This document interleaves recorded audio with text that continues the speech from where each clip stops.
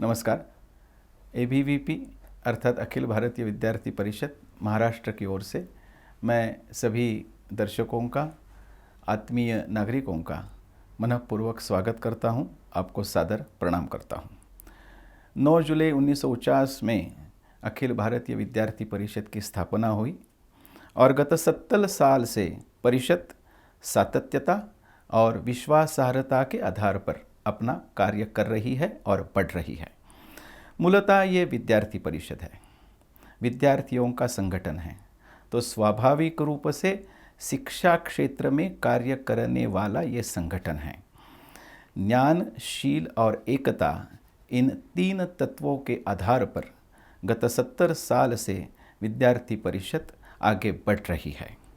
परिषद में हम ज्ञान की सेवा करते हैं, हम शील का संस्कार रुझाते हैं और राष्ट्रीय एकता के लिए हम संघर्ष करते हैं।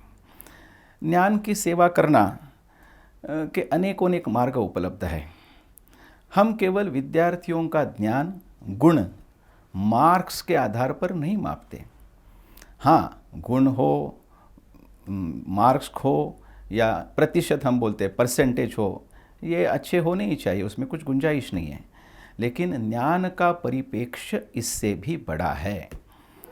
छात्र शक्ति को यानी विद्यार्थी शक्ति को समाज का ज्ञान, राष्ट्र का ज्ञान, हमारे देश के गौरवशाली इतिहास और परंपरा का ज्ञान होना चाहिए, ऐसा परिषद का स्पष्ट मत है। और ये ज्ञान की अनेकों परिप्रेक्ष्य छात्र शक्ति को मालूम होनी चाहिए। तो ऐसी प्राचीन भारतीय ज्ञान परंपरा विद्यार्थी यानी छात्र शक्ति को समझाने के लिए अनेक मार्ग हम अवलंबित हैं। ये सब ज्ञान छात्र शक्ति को हो गया तो ये छात्र शक्ति अपनी राष्ट्र शक्ति को और मजबूत बनाएगी।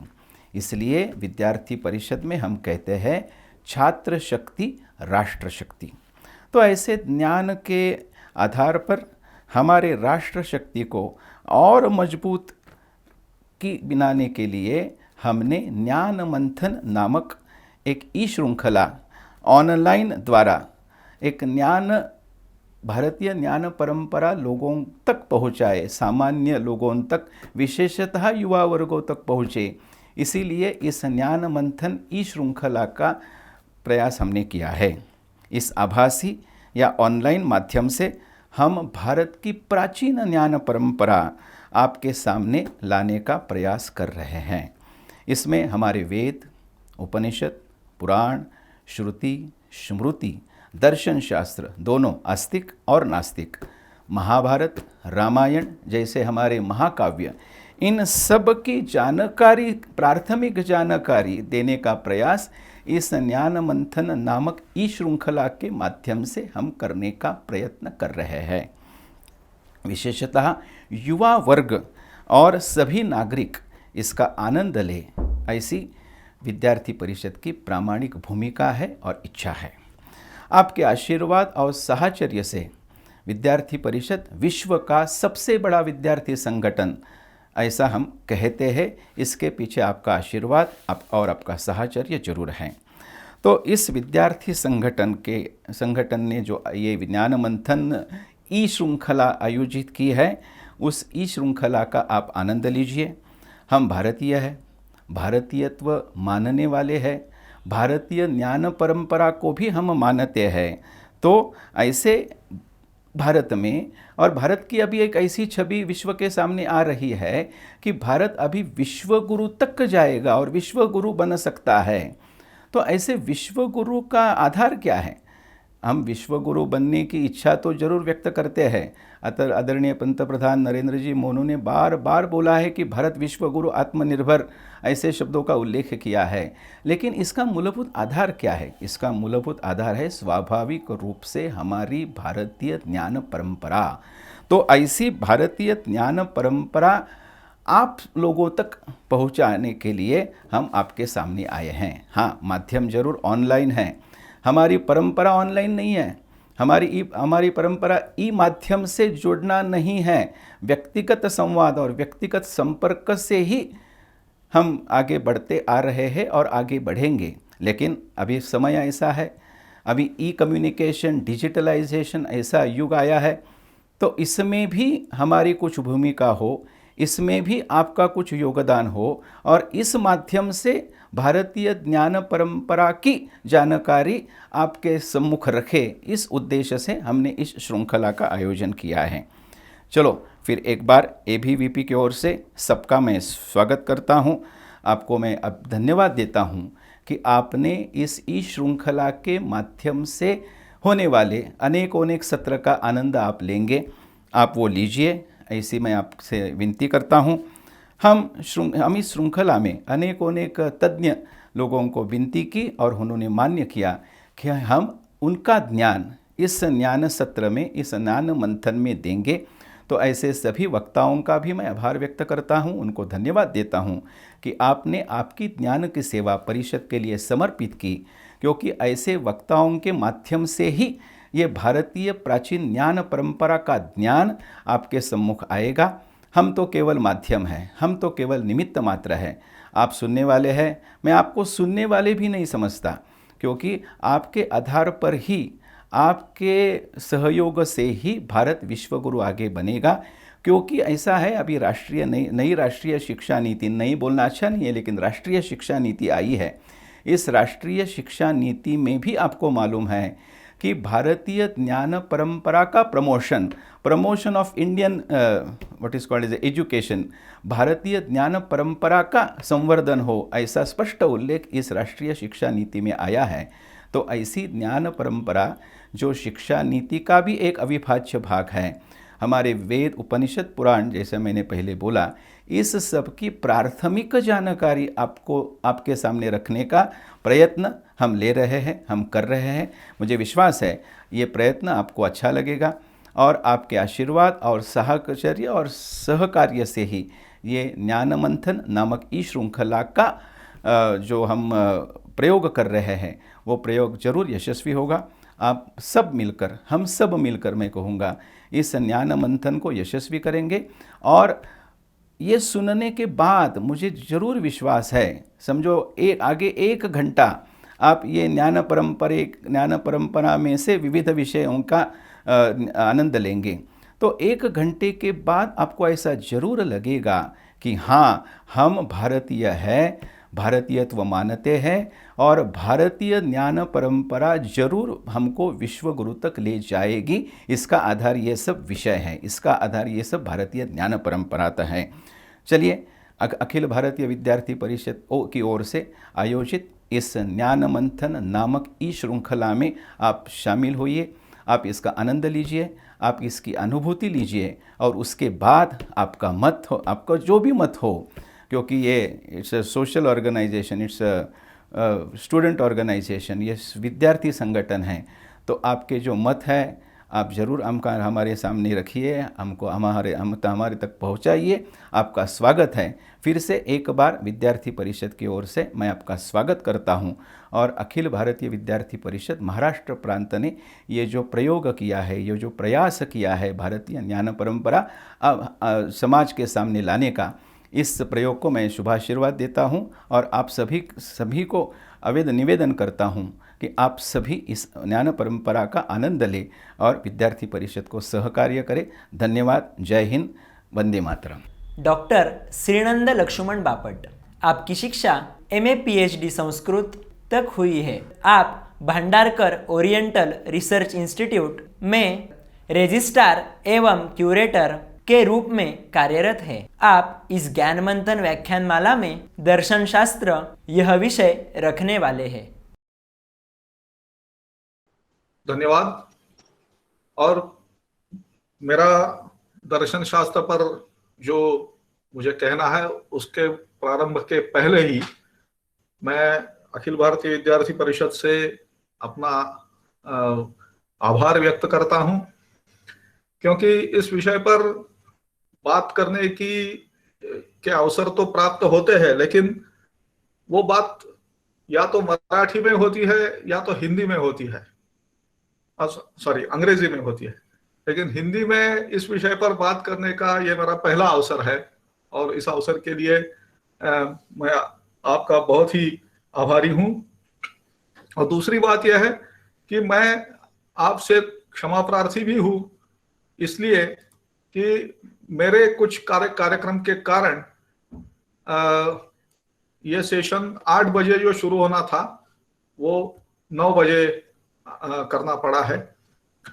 और इसकी वजह ये थी कि हमारे भंडारकर इंस्टीट्यूट ने ही एक इंडोलॉजी पर एक सेशन चालू किया था, और उसका आज समारोह था। तो उसमें मुझे कुछ दायित्व दिया गया था, और उसके कारण यह सेशन हमको 1 घंटा पोस्टपोन करना पड़ा।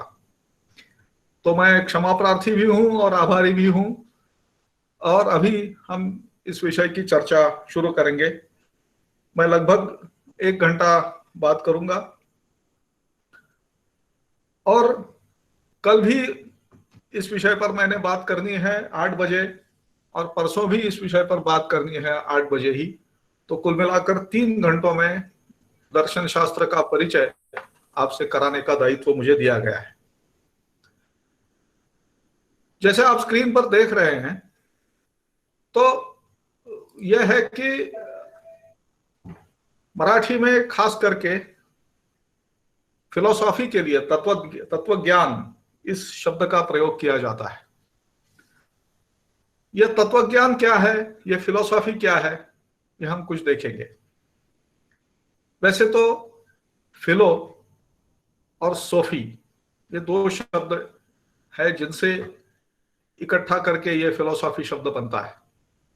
और फिलो का अर्थ है ज्ञान, और सॉफी का अर्थ है प्रेम, लव।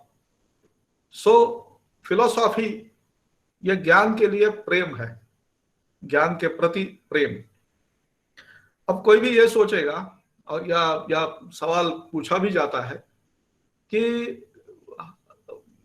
पीएचडी इन एस्ट्रोफिजिक्स, सो उसमें क्या फिलोसॉफी है, doctor of philosophy in astrophysics, तो उसमें फिलोसॉफी क्या है। तो अब ये आपको पता चल चुका होगा कि फिलोसॉफी मतलब ज्ञान से प्रेम होना। तो doctor of philosophy in astrophysics, इसका मतलब है कि एस्ट्रोफिजिक्स के ज्ञान के प्रति जिसके मन में बहुत प्रेम है, ऐसा व्यक्ति। So that is PhD in astrophysics और any subject for that matter. अब इसका अनुवाद मराठी में जो किया गया वो तत्व ज्ञान ऐसा किया गया। कई बार ये शब्द हिंदी में प्रयोग किया जाता है, कई बार दक्षिण भारतीय भाषाओं में भी प्रयोग किया जाता है, लेकिन बहुतायत से नहीं। अब इस शब्द का अर्थ क्या है, तो तत्व और ज्ञान। तो मान लीजिए कि आपके पास एक चौक है, तो वो चौक का चौकपन किसमें है, तो या तो वो एक चौक की तरह दिखना चाहिए और उससे लिखा जाना चाहिए। तो आपने अगर मान लीजिए चौक का बहुत ही छोटा टुकड़ा ले लिया तो बहुत ज्यादा लिख नहीं पाएंगे आप, तो वो चौक होने पर भी आप लिख नहीं पाएंगे। तो वो रचना के तौर पर वो चौक है, लेकिन कार्य के तौर पर नहीं है, ऐसा माना जाएगा। सो ये इसका चौक का चौकपन किसमें है, चौकनेस उसका किसमें है, तो उसके द्रव्य में है और उसके कर्म में है। सो ये क्या हुआ, वो चौक का चौकत्व, उसका ज्ञान। तो जो वस्तु हम देख रहे हैं उस वस्तु का वस्तुत्व, उसका दैटनेस किसमें है, उसका ज्ञान, उसको बोलते हैं मराठी में तत्व ज्ञान। लेकिन यह शब्द तो ज्यादा तौर पर मराठी में ही प्रयुक्त किया जाता है, और भाषाओं में यह नहीं प्रयुक्त किया जाता। अन्य भाषाओं में जो शब्द प्रयोग किया जाता है वो है दर्शन, और वो शब्द वैसे तो पुराना भारतीय शब्द है। अब ये देखिए दर्शन क्या है, तो दर्शन है आंखों से अनुभव करना। जैसे हम कानों से सुनते हैं उसको श्रवण बोलते हैं, फिर हम नाक से सूंघते हैं, उसको घ्राण बोलते हैं। फिर हम त्वचा से अनुभव करते हैं, उसको स्पर्श बोलते हैं। और जीभ से हम टेस्ट लेते हैं तो उसको बोलते हैं रसन। तो घ्राण, रसन या श्रवण या स्पर्श, ये भी तो ज्ञान प्राप्त करने के साधन है। तो इन साधनों के होते हुए भी आंख का जो ज्ञान का साधन है, उसी का नाम क्यों दिया गया है, यह प्रश्न है। कि तत्वज्ञान को, फिलॉसफी को आंख से जो ज्ञान प्राप्त होता है उसका नाम क्यों दिया गया और बाकी चीजों का क्यों नहीं दिया गया।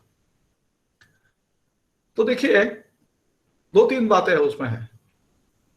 एक बात यह है कि चीज चाहे जितनी भी दूर हो, आप उसको देख सकते हैं।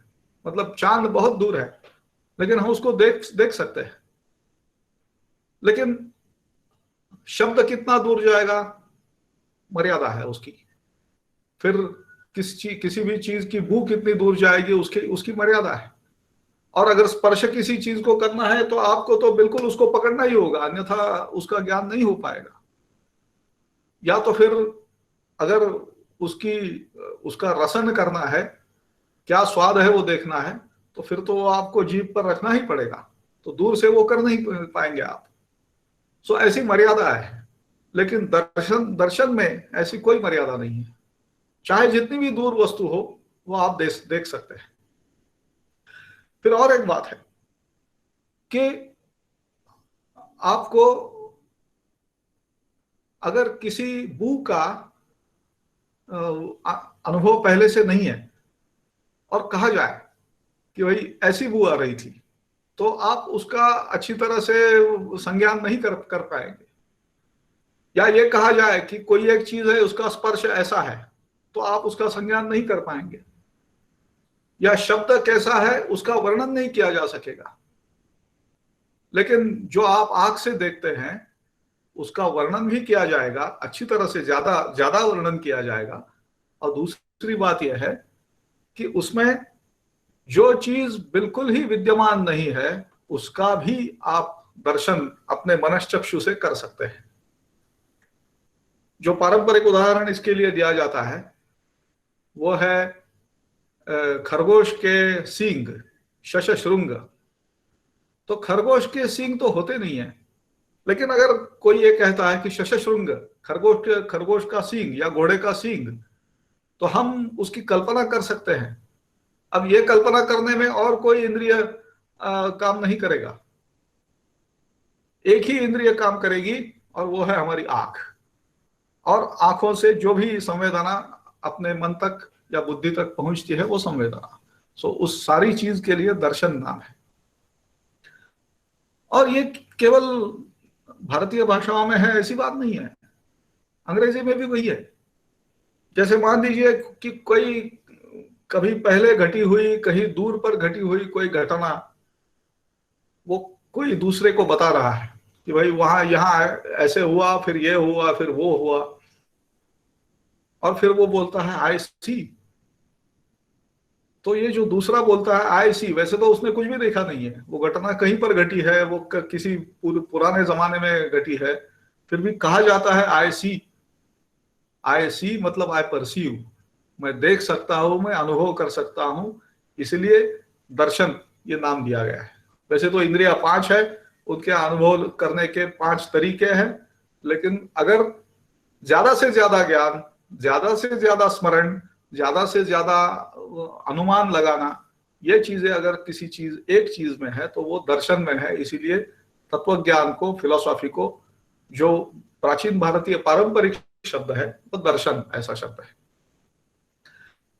अब दूसरी बात यह है कि दर्शन ये खासकर मानवीय प्रवृत्ति है। सो चाहे कोई भी बंदर कितना भी बुद्धिमान क्यों ना हो, लेकिन वो कोई फिलॉसफी में जाने वाला नहीं है, वो दर्शन में जाने वाला नहीं है। ये खास मानव को दी गई देन है कि वो ऐसा विचार कर पाए। अब यह है कि दर्शन के सामने मतलब तत्वज्ञान के सामने, फिलोसॉफी के सामने पारंपरिक तौर पर भारत में क्या सवाल है, किन सवालों के जवाब दर्शन में ढूंढे जाते हैं। तो एक तो है कि सृष्टि की उत्पत्ति कैसे हुई, क्यों हुई, सृष्टि की उत्पत्ति क्यों हुई।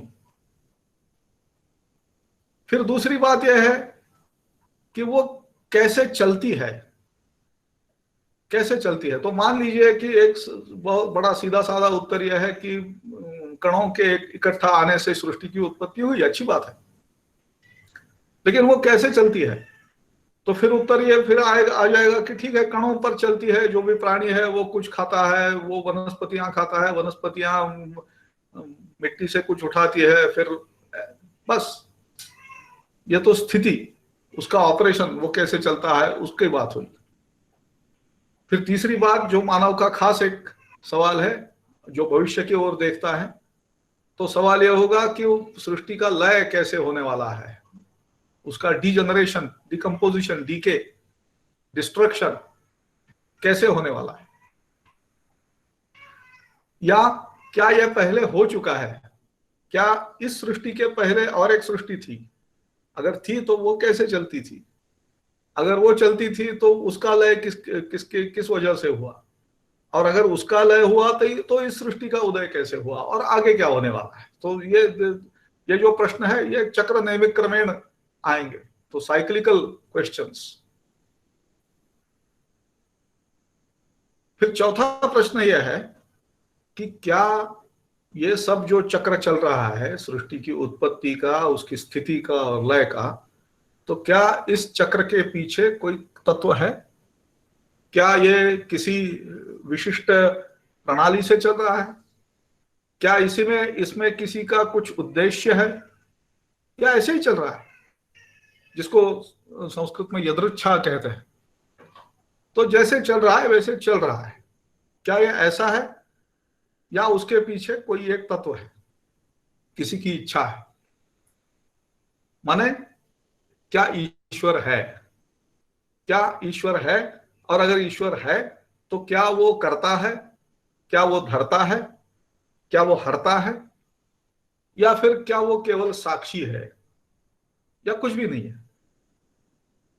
तो ये सारे 4 सवाल है।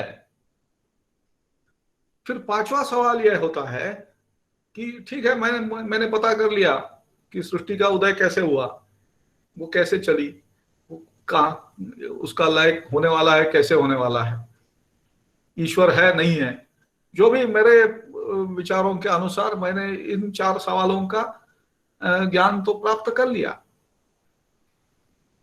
लेकिन इस सारी सृष्टि में मेरा कर्तव्य क्या है, मेरा उद्दिष्ट क्या है।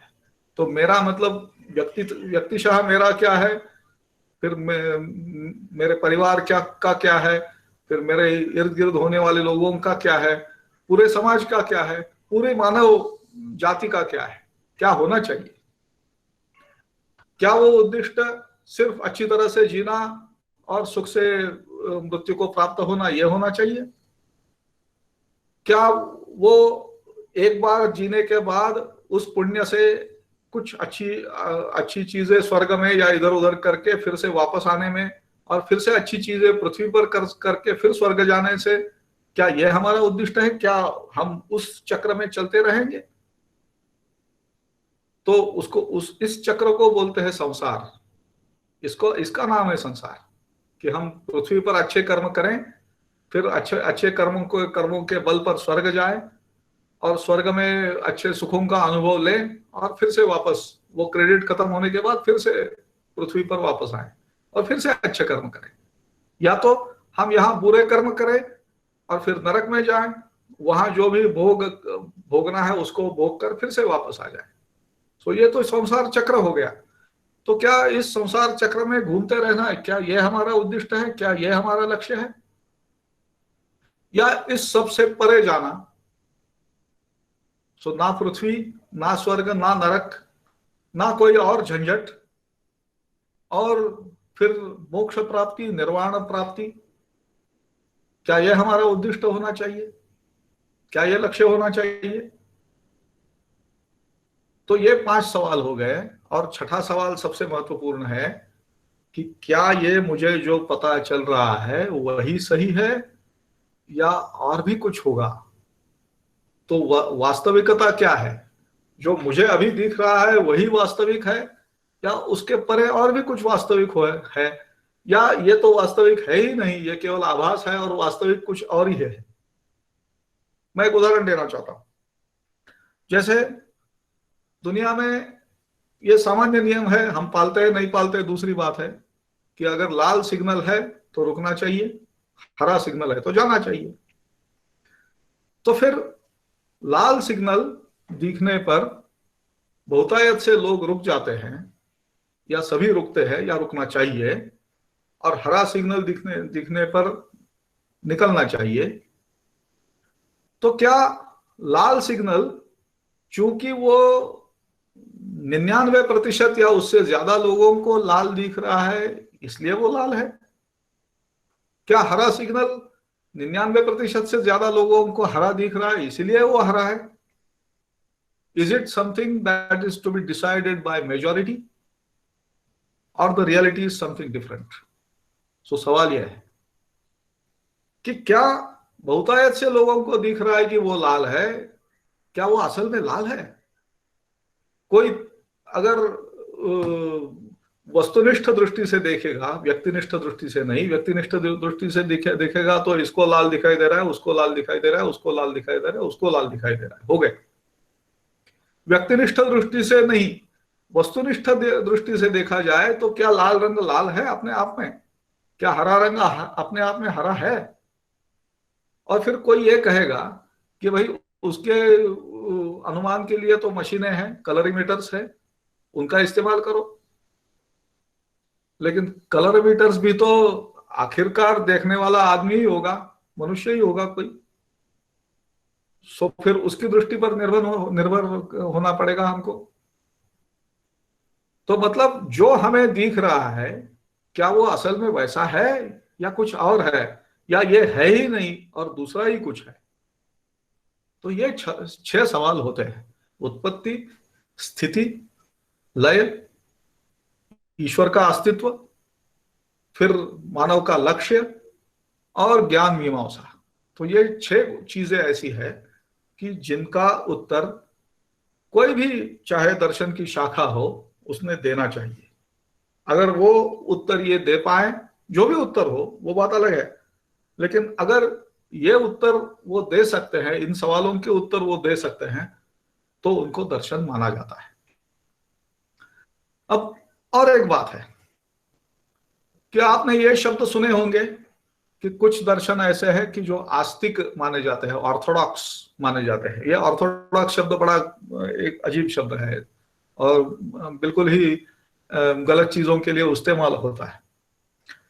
और फिर दूसरा जो पंथ है वो नास्तिक दर्शनों का है, जिनको हेटेरोडॉक्स कहा जाता है। अब आस्तिक दर्शन और नास्तिक दर्शन, आमतौर पर हम जब बात ये करते हैं कि वो कोई एक आदमी आस्तिक है या कोई एक आदमी नास्तिक है, तो उसका मतलब वो ईश्वर को या तो मानता है या ईश्वर को मानता नहीं है। जो आस्तिक है मानता है, जो नास्तिक है नहीं मानता है। लेकिन दर्शन शास्त्र में यह बात नहीं है। दर्शन शास्त्र में आस्तिकता और नास्तिकता वेदों के बारे में है। तो क्या कोई एक दर्शन वेद मानता है या कोई एक दर्शन वेद मानता नहीं है, तो इस पर निर्भर करेगा कि वो आस्तिक है या नास्तिक है। अब आमतौर पर इस तरीके से आस्तिक होने वाले दर्शन ईश्वर के विषय में नास्तिक है, ऐसा देखा जाएगा। जैसे हम देखेंगे कि वैशेषिक दर्शन जो पहला ही आस्तिक दर्शन है, वो ईश्वर के लिए नास्तिक दर्शन है, वो ईश्वर को नहीं मानता है। फिर न्याय दर्शन है, वो ईश्वर को मानता है। फिर पूर्व मीमांसा दर्शन है, वो संदिग्ध है, वो आपको अंतिम उत्तर नहीं देंगे कि ईश्वर है नहीं है। फिर सांख्य दर्शन है, वो ईश्वर को नहीं मानता है। योग दर्शन है, ईश्वर को मानता है। और वेदांत दर्शन, उत्तर मीमांसा, फिर से वही बात है कि जो संदिग्ध उत्तर देता है। आप चाहते हो तो ईश्वर को रखो, नहीं तो नहीं, मत रखो, हमें कोई बात नहीं, ये बात है।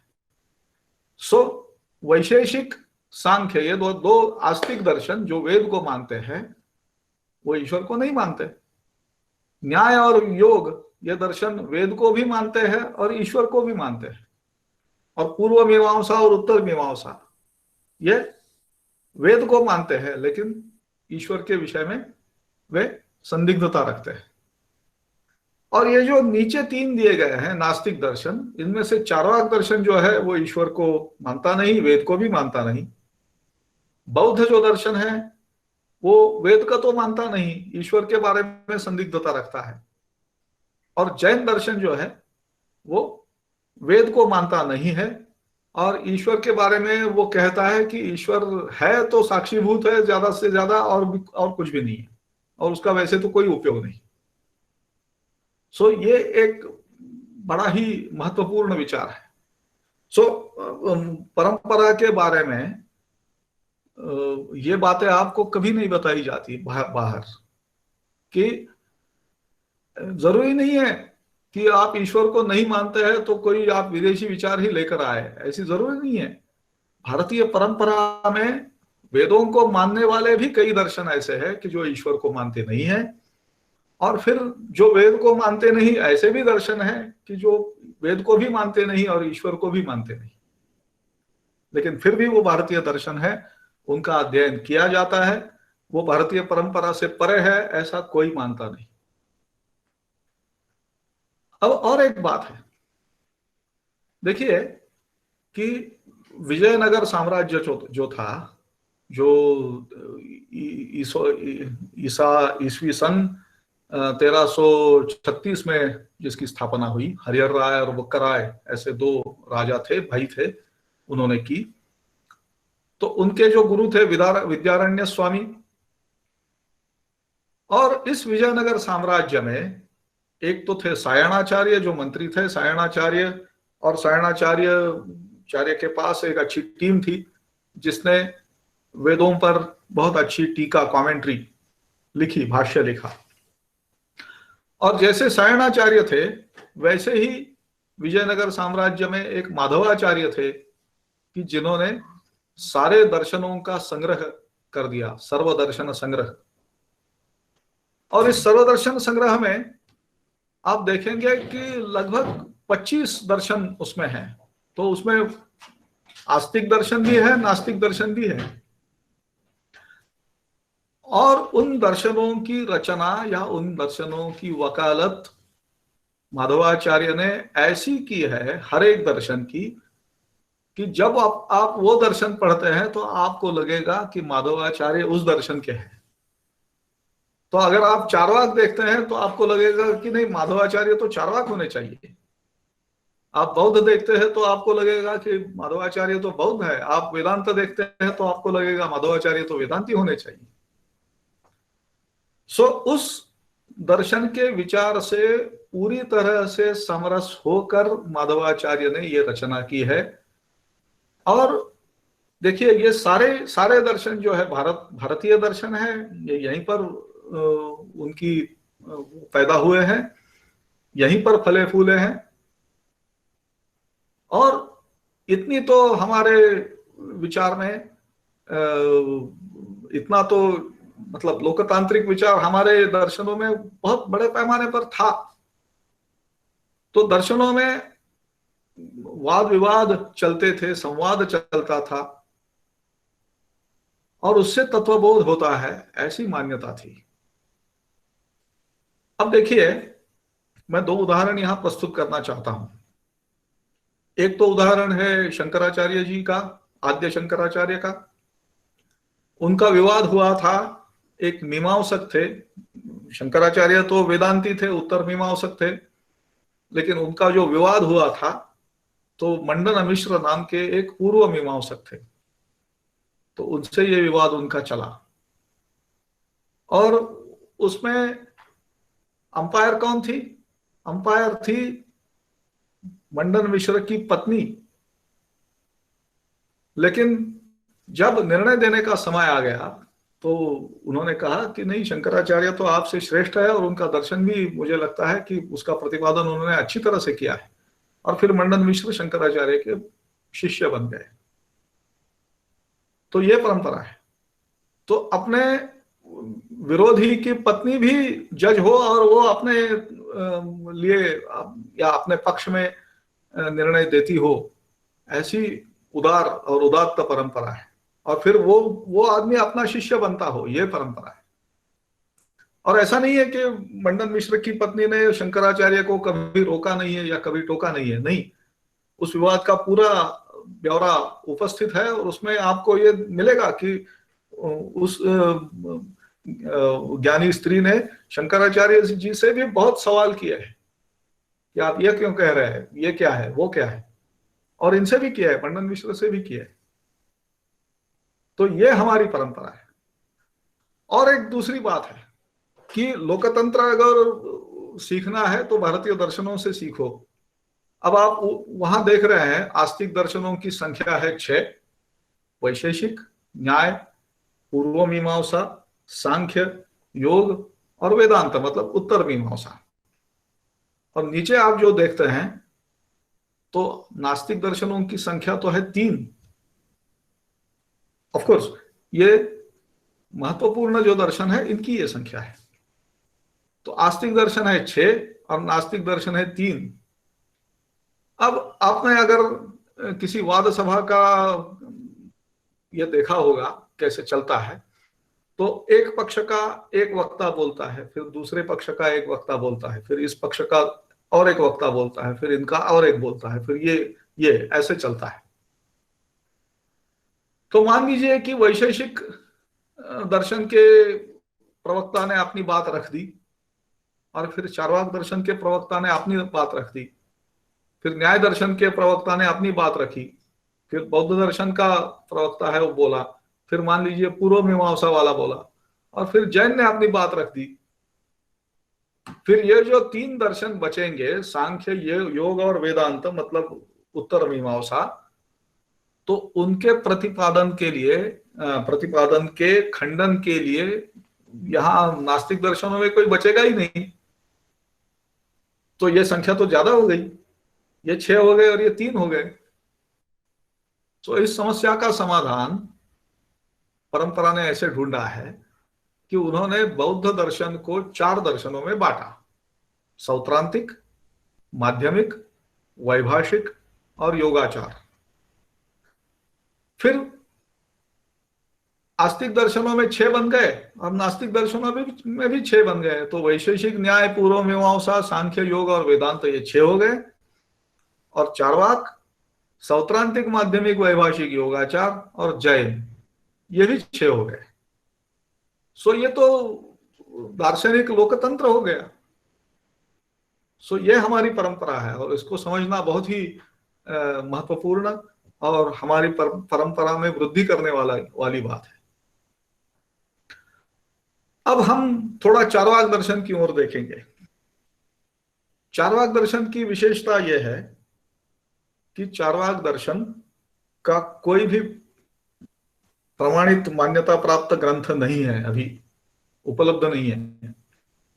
और क्या चार्वाक कोई एक व्यक्ति था या कोई व्यक्तियों का समूह था,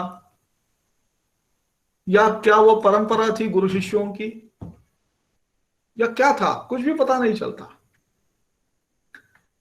ऐसा एक उसकी व्युत्पत्ति देने का प्रयास हुआ है कि चारु वाक मतलब अच्छा बोलने वाला, चारु मतलब सुंदर, तो चारु वाक सुंदर बोलने वाला, अच्छा बोलने वाला। लेकिन यह तो व्युत्पत्ति रही। चारु में चारु शब्द में जो उकार है चारु, तो वो उकार कहाँ चला गया फिर, और वो चारवाक हो गया? इसका उत्तर तो नहीं है अपने पास। तो फिर ये तो ऐसे ही व्युत्पत्ति हो गई, कल्पना से दी गई व्युत्पत्ति हो गई। लेकिन कुछ भी मालूम नहीं है हमको, फिर भी वो दर्शन जीवित है और उसको मतलब बहुत ही महत्वपूर्ण स्थान दिया गया है, क्योंकि वो पूरी तरह से बुद्धिवादी दर्शन है। आजकल जो खासकर अंधश्रद्धाओं के निर्मूलन के लिए जो खड़े होते हैं, और होना भी चाहिए, वो बहुत ही अच्छा काम है, वो कोई कोई राष्ट्र विरोधी काम नहीं है। तो अंधश्रद्धाओं के विरोध में खड़े होने वाले लोग हमेशा चार्वाक दर्शन का उदाहरण प्रस्तुत करते हैं, लेकिन वो भूलते हैं कि ये तो प्राचीन भारतीय परंपरा ही है, कोई बाहर से कुछ भी आया नहीं है। तो अपना ही है, अपना ही एक विचार है और महत्वपूर्ण विचार है। तो चार्वाक दर्शन का क्या है? अभी हमने जो 6 सवाल यहां पर देखे कि सृष्टि की उत्पत्ति कैसे हुई, तो चार्वाक दर्शन वाले कहेंगे कि भाई कण, जैसे मैंने पहले कहा, तो कण इकट्ठा हो गए और उनमें चैतन्य उत्पन्न हो गया। तो चैतन्य कैसे निर्माण हुआ उसमें? तो वो बोलेंगे वो मत पूछो, ये कहा नहीं जा सकता, यदृच्छा, ऐसे तैसे हो गया। तो यदृच्छा से कणों में चैतन्य उत्पन्न हो गया और फिर कण इकट्ठा हो गए, फिर कणों से जीव की उत्पत्ति हुई। यह उनका सिद्धांत है इसके बारे में। और ज्यादा वो उसके बारे में कुछ भी कहना नहीं चाहते, क्योंकि वो कहते हैं हमें इतना ही पता है और कुछ पता नहीं है, अगर पता चल जाएगा तो बताएंगे। फिर सृष्टि चलती कैसे है, जीव सृष्टि कैसे चलती है? तो वो कणों पर ही चलती है, क्योंकि जैसे पहले मैंने कहा कि कोई हाथी है तो वो तो घास खाएगा, फिर घास तो जमीन में उगती है तो वो जमीन से कुछ कण उठाएगी, ये बात है। और फिर फूड चेन, अन्न की पूरी श्रृंखला चलेगी, तो सृष्टि उत्पन्न होती है कणों से और वो चलती भी है कणों पर। और फिर उसका लय कैसे होता है? जैसे एक जीव का होता है कि उसका जो प्राण है उसको छोड़कर जाता है, उसमें जो चैतन्य है मतलब अग्नि तत्व है वो छोड़कर जाता है, हाँ, उसमें मतलब वायु तत्व गया, तेज तत्व उसका चला गया, फिर उसमें जो पानी है वो सूख जाता है और फिर क्या रहता है? रहता है तो एक घन सॉलिड देह रहता है। और उस देह में तत्व कौन सा होता है? तो तत्व होता है पृथ्वी, और उसके लिए उस देह को कहते हैं पार्थिव शरीर, पार्थिव देह। तो सृष्टि जिस क्रम से उत्पन्न होती है उसी क्रम से उसका लय होता है। तो कणों से उत्पन्न हुई और कणों में ही उसका लय हो गया। तो ये चार्वाकों का सिद्धांत है। क्या यह गलत है? गलत नहीं है, बिल्कुल गलत नहीं है। और फिर ईश्वर के बारे में तो वो कहते हैं कि ईश्वर की क्या जरूरत है, ये तो कणों से उत्पन्न हो गई, ना किसी की इच्छा से उत्पन्न हो गई, ना किसी की इच्छा पर चल रही है, और ना ही किसी की इच्छा से वो खत्म होने वाली है। और ईश्वर, वो ये कहते हैं कि ईश्वर को तो हमने देखा ही नहीं है। हाँ, सृष्टि तो को हम देख रहे हैं, हम प्राणियों को देख रहे हैं, वनस्पतियों को देख रहे हैं, वो उग रही है, बढ़ रही है और दब रही है जमीन में, ये हम देख रहे हैं। लेकिन ईश्वर को हमने कहाँ देखा है, तो क्यों माने उसको? कोई जरूरत नहीं। फिर आप पूछेंगे कि भाई ठीक है, ये तो सृष्टि अभी चल रही है, आगे क्या होगा? तो वो पूछेगा हमें क्या पता। तो मानव जीवन का उद्दिष्ट क्या है? तो मानव जीवन का उद्दिष्ट वो कहेंगे कि अच्छी तरह से सुख से जियो और सुख से मरो। और फिर मरणोपरांत कुछ भी नहीं है, वो कहते हैं। मरणोपरांत ना स्वर्ग है ना नरक है। और क्यों नहीं है? क्योंकि क्या आपने स्वर्ग देखकर आया हुआ ऐसा कोई आदमी देखा है? क्या नरक में यातना भोग कर वापस आया हुआ कोई आदमी देखा है कि वो कहे कि भाई ये ऐसे ऐसे वहां पर किया गया या मैंने ऐसा किया? तो अगर ये नहीं है और ये हमारे अगर प्रत्यक्ष अनुभव में नहीं है तो क्या उसको मानना चाहिए? तो फिर वो कहेगा कि सुख से जियो, सुख से मरो, यही मानव जीवन का उद्दिष्ट है। स्वर्ग नहीं है, मोक्ष नहीं है, वो कुछ भी नहीं है उसमें। और फिर ज्ञान मीमांसा, तो वो कहते हैं कि जो हमने देखा है, जो हमने खुद सुना है, जो हमने जिस चीज का बास बू ली है, जिस चीज को हमने चखा है, या जिसकी चीज को हमने स्पर्श किया है उतना ही मानो, उससे ज्यादा कुछ भी मत मानो। लेकिन हाँ, ये एक बात है कि जो लोक प्रसिद्ध अनुमान है, वो कहते हैं लोक प्रसिद्ध अनुमान, तो उसको तो मानना पड़ेगा, वो थोड़ा सा कॉम्प्रोमाइज है उसमें। तो देखिए, कोई अगर ये कहता है कि भाई गर्मी का मौसम है तो बाजार में आम होंगे, तो फिर अगर दूसरा आदमी उसको सवाल पे सवाल करता जाए कि आप कैसे जानते हो, आपने थोड़े जाकर देखा है, तो फिर वो कहेगा कि हाँ मैं कल गया था बाजार और वहां पर आम थे, तो ठीक है कल थे तो आज आज थोड़े होंगे। तो ऐसे सवालों पर सवाल करना ठीक नहीं है। लेकिन फिर भी अगर मानना चाहिए तो जो हमने खुद देखा है, जिस चीज का हमने खुद अनुभव किया है, उतना ही मानना चाहिए।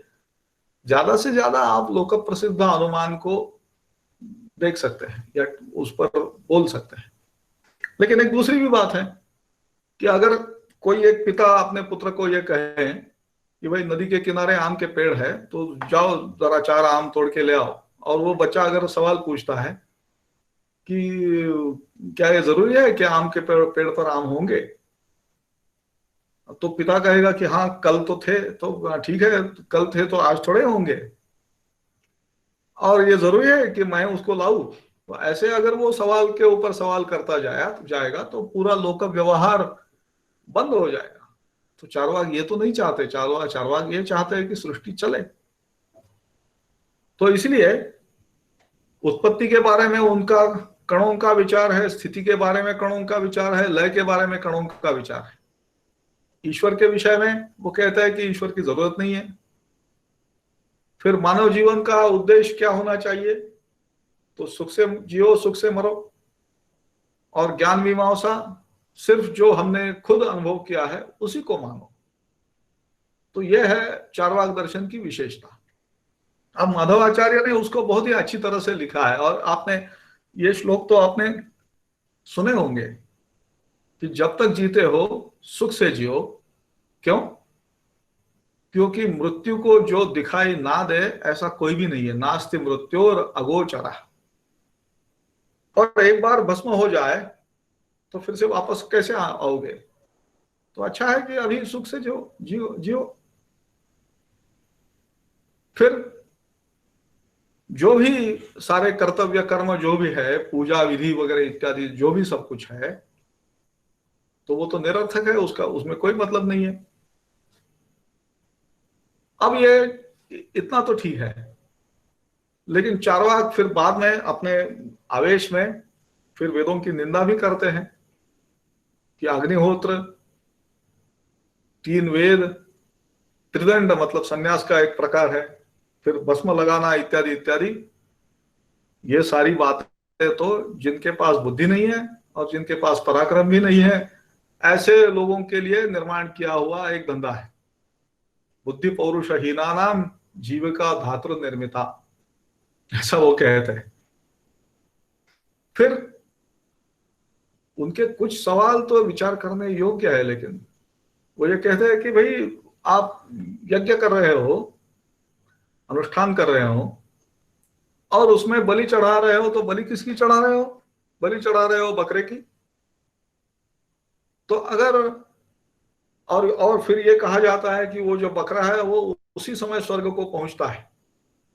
तो जो यजमान है वो जब मरेगा तब स्वर्ग जाएगा, लेकिन ये जो बकरा जो अभी मर रहा है वो स्वर्ग सीधे पहुंच जाता है। तो पशुश्चेत निहत स्वर्गम ज्योतिष्टो में गमिष्यति।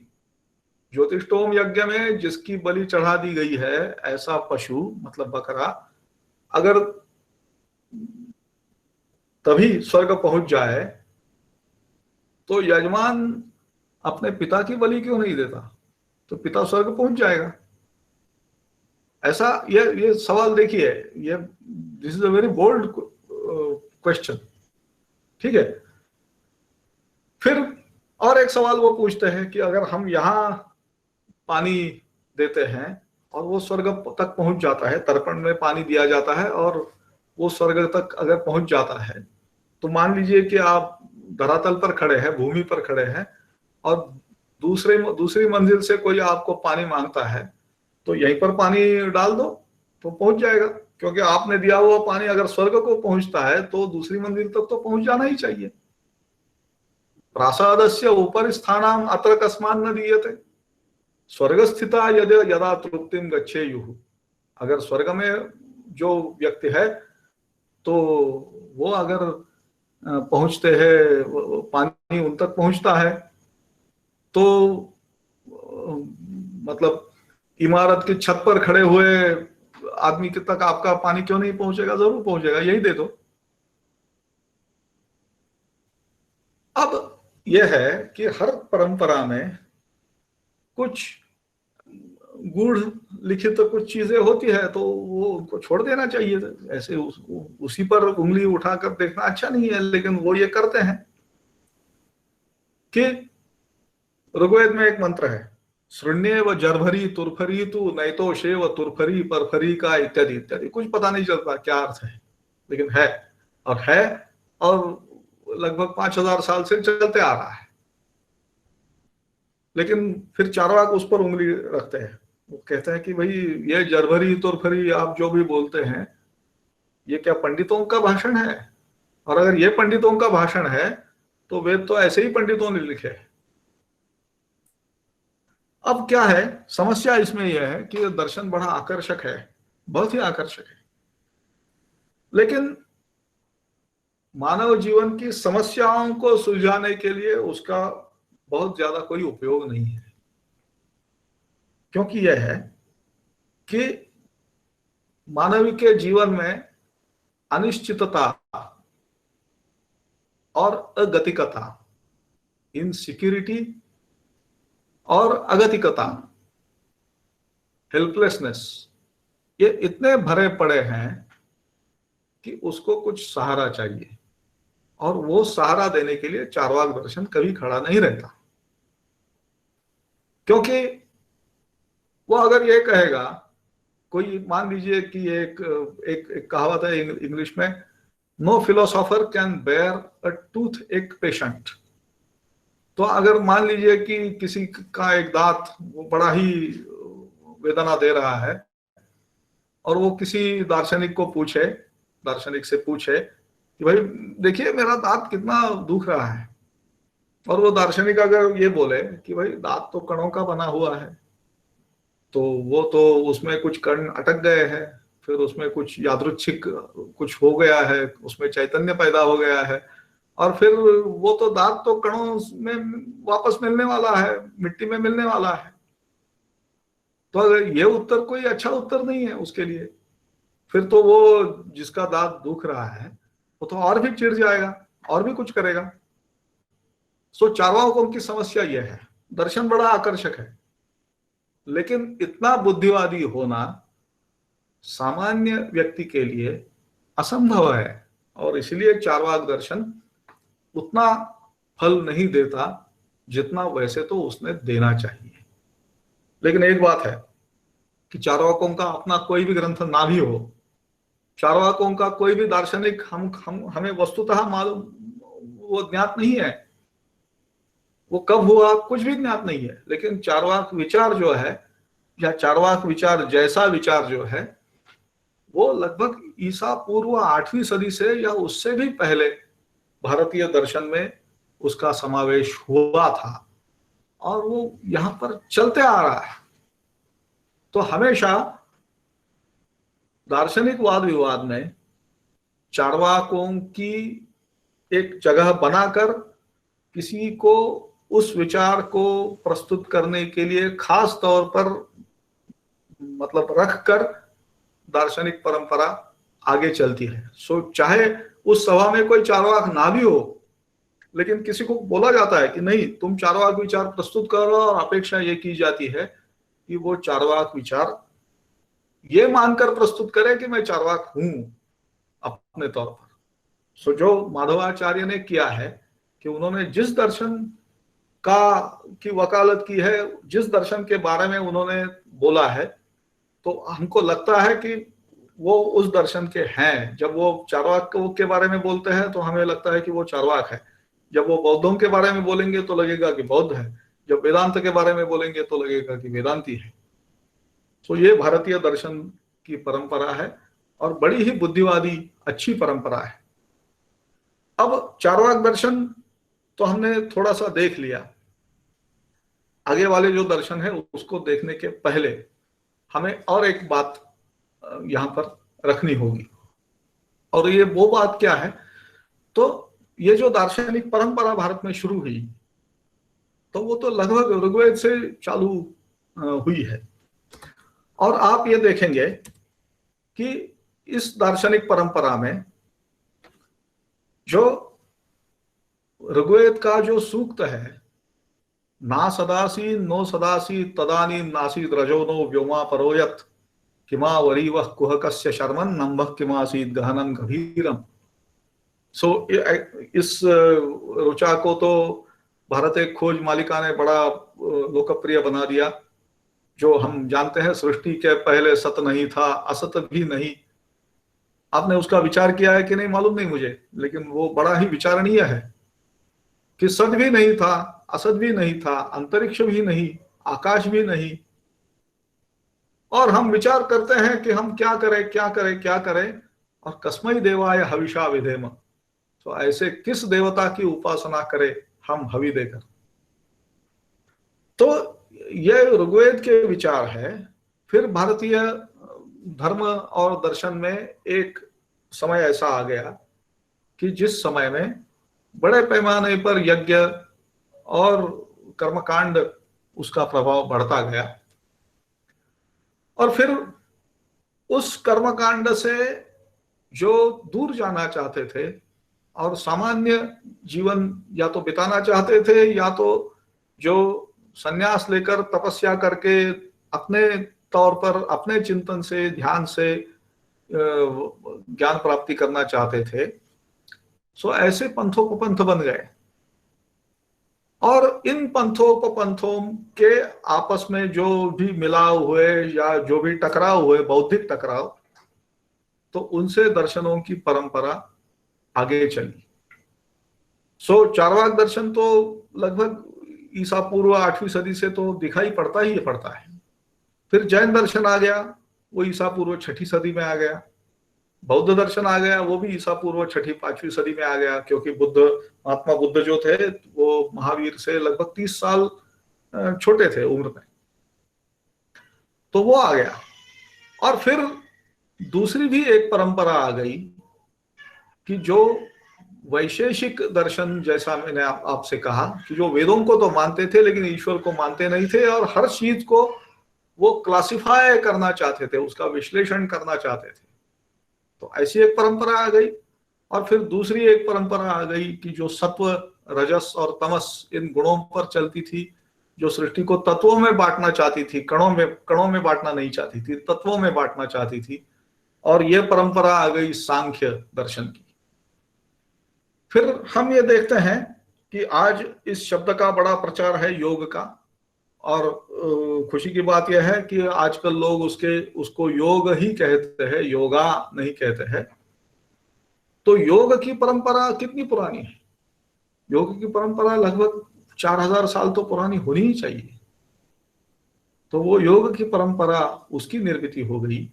और फिर उपनिषदों से लेकर और आद्य शंकराचार्य तक, और उसके आगे वेदांत की परंपरा जो स्वामी विवेकानंद तक चली या उसके बाद भी चल रही है। लेकिन स्वामी विवेकानंद ये कहते थे कि the drums of Vedanta must actually ring, must be beaten all over the world. तो वेदांत की दुंदुभी का आवाज पूरी दुनिया तक पहुंचना चाहिए, ऐसा स्वामी विवेकानंद कहते थे। और 11 सितंबर 1893 में को जो भाषण उन्होंने सर्वधर्म परिषद में किया, उसमें भी यही उनका कहना था। तो यह है कि हम दर्शनों की जो परंपरा है उसका विचार, अगला विचार तो हम कल और परसों करेंगे, और 8 बजे करेंगे। आज ये मेरी वजह से 9 बजे शुरू हो गया, लेकिन कल से हम 8 बजे मिलेंगे, परसों भी हम 8 बजे मिलेंगे।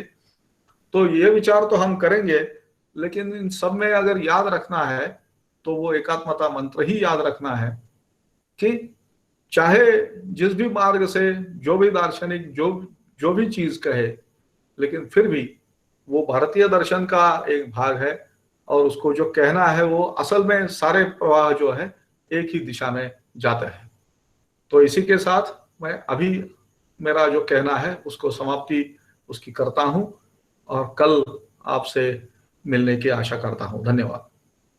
वेद, उपनिषद, स्मृति, श्रुति, पुराण, इन सब में जो ज्ञान समाया हुआ है, उस ज्ञान से हमें अवगत कराने का प्रयास ज्ञान मंथन के द्वारा होने जा रहा है। आज के इस व्याख्यान में इस सब भारतीय ज्ञान परंपरा को हमारे सामने बहुत ही सरल एवं मधुर वाणी में रखने के लिए मैं अखिल भारतीय विद्यार्थी परिषद महाराष्ट्र प्रदेश की ओर से आपका हृदयपूर्वक धन्यवाद व्यक्त करता हूं। इसके साथ ही आज के व्याख्यान के लिए जुड़े हुए सभी का मैं आभार व्यक्त करता हूं और ज्ञान मंथन के अगले सत्र में भी उपस्थित रहने के लिए विनम्र प्रार्थना करता हूं। यं वैदिका मंत्रदृशः पुराणा इंद्रं यमं मातरिश्वानमाहुः वेदान्तिनो निर्वचनीयमेकं यं ब्रह्मशब्देन विनिर्दिशन्ति शैवायमीशं शिव इत्यवोचन् यं वैष्णवा विष्णुरिति स्तुवन्ति बुद्धस्तथार्हन् इति बौद्धजैनाः सतश्रीयकालेति च सिक्खसन्तः शास्तेति केचित् कतिचित् कुमारः स्वामीति मातेति पितेति भक्त्या यं प्रार्थन्यन्ते जगदीशितारं स एक एव प्रभुरद्वितीयः।